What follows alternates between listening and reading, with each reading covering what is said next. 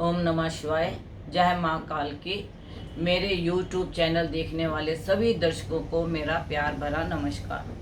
बहुत से मेरे दर्शकों का मेरे पास व्हाट्सअप भी आता है, फ़ोन भी आता है कि गुरु माँ आप काफ़ी समय से कोई वीडियो नहीं डाल रही, क्योंकि मैं मतलब ये पितृपक्ष चल रहा था तो उसकी मैंने पहले ही आप लोगों को सूचना दे दी थी कि किस दिन से पितृपक्ष शुरू हुआ है और पितृपक्ष में क्या करना चाहिए।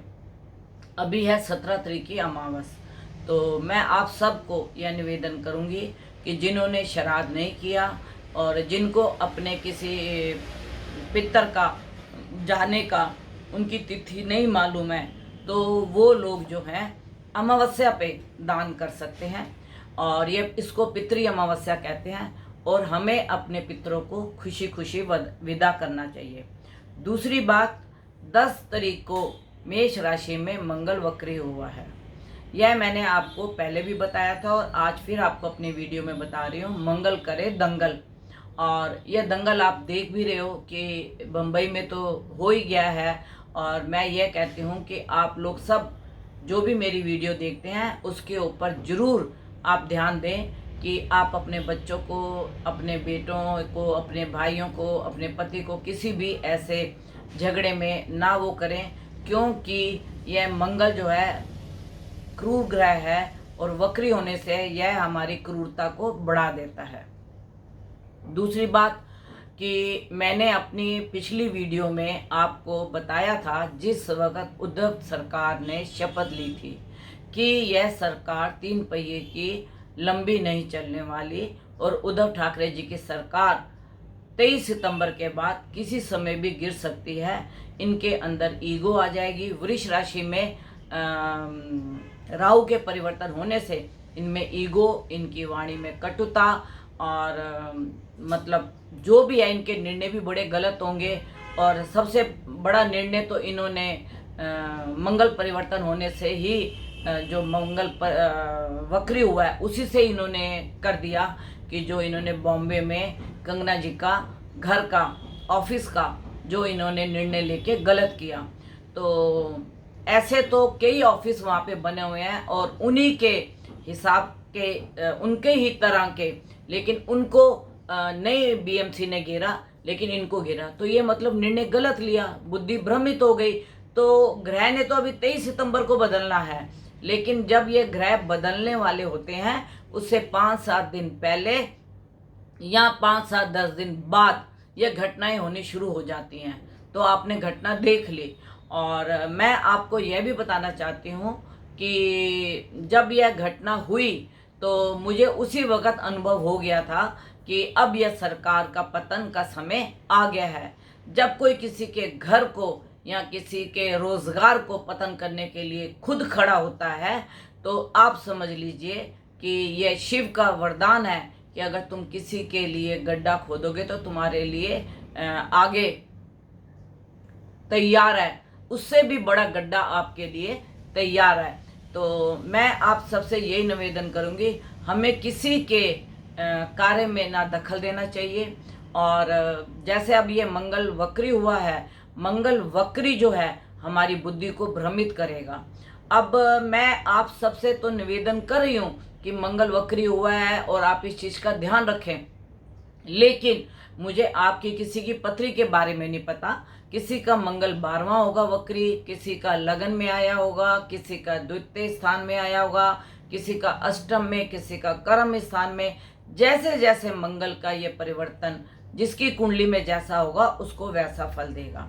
अगर आपके आचार्य हैं तो आप उनको अपनी पत्रिका दिखाइए और उसका अवलोकन कराइए कि आपका मंगल या शनि किस स्थिति में है और वह क्या फल देगा।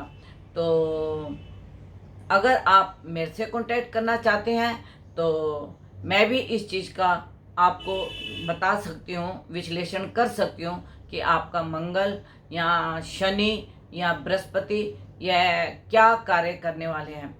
क्योंकि सबसे लंबी अवधि जो ग्रहों की परिवर्तन की होती है उसमें राहु की होती है 18 महीने के लिए, शनि की होती है 2.5 साल के लिए, बृहस्पति की होती है 13 महीने के लिए। तो यह जो लंबी अवधि वाले ग्रह हैं यह हमें लंबे समय तक लाभ भी दे सकते हैं और यह हमें नुकसान भी दे सकते हैं। और एक मैं आपको बताना चाहती हूँ कि जब यह राहु परिवर्तन होगा, इसके अंदर कुछ हमारे देश के प्रमुख हस्तियों के जाने का भी समय होगा और हमें बड़ी दुख समाचार मिलेंगे। जैसे फिल्मी जगत से कुछ व्यक्तियों की मुझे लगता है कि जाने की मतलब मैं नाम लेके तो नहीं बोलूँगी, लेकिन देश की नामी कामी विश्व में पहचाने जाने वाले कुछ अभिनेता होंगे और अभिनेत्री होंगी जिनका हमें दुग्ध समाचार मिलेगा। तो और कुछ राज्य नेता भी होंगे।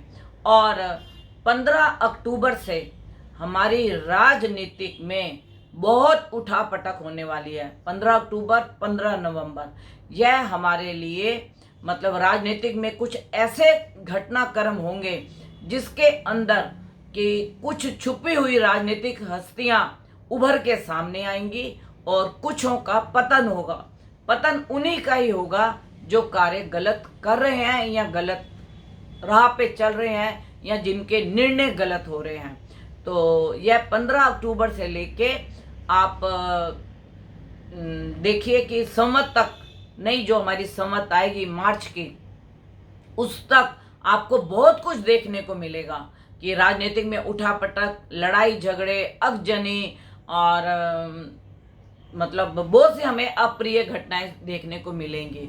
तो मेरा आपसे यही निवेदन है कि इन घटनाओं से हम अपने परिवार को और हम लोग थोड़े दूर रहें तो अच्छा है।